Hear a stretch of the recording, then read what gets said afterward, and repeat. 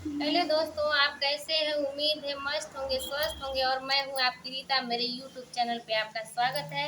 और मैं गाने जा रही हूँ कजली की। जैसा होगा कमेंट में जरूर बताइएगा। मेरे चैनल को लाइक करें, सब्सक्राइब करें, कृपया आगे से आगे बढ़ाएं। कल पर खड़ी भैया, कल पर खड़ी हो, कल पर खड़ी रही हो, कल गोरिया कल से रेल चलाई ना।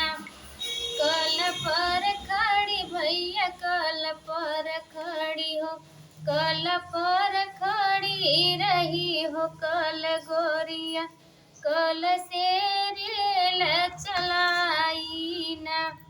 रेल चलाई पेच घुमाई, जेवनाया लगया लग बनवाई, जेवनाया लगया लग बनवाई।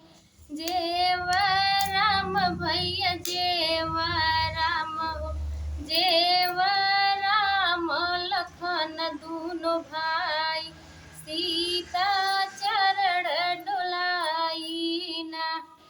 कल पर खड़ी भैया, कल पर खड़ी हो, कल पर खड़ी रही हो, कल गोरिया कल से रेल चलाई ना। रेल चलाई पेच घुमाई, घड़ी लाया लगया लग भरवाई, घड़ी लाया लगया लग भरवाई। जेव राम भैया जेव राम, घोट राम लखन दूनो भाई, सीता चरण डोलाई ना। घोट राम भैया घोट राम हो, घोट राम लखन दूनो भाई, सीता चरण डोलाई ना।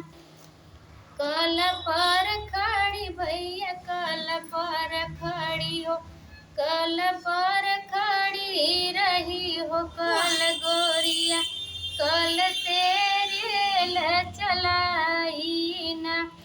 रेल चलाई पेच घुमाई, बीड़वाया लगया लग जोड़वाई, बीड़वाया लगया लग जोड़वाई।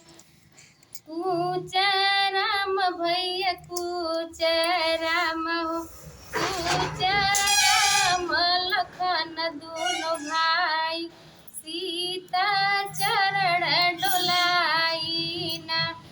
कल पर खड़ी भैया, कल पर खड़ी हो, कल पर खड़ी रही हो, कल गोरिया कल से रेल चलाई ना।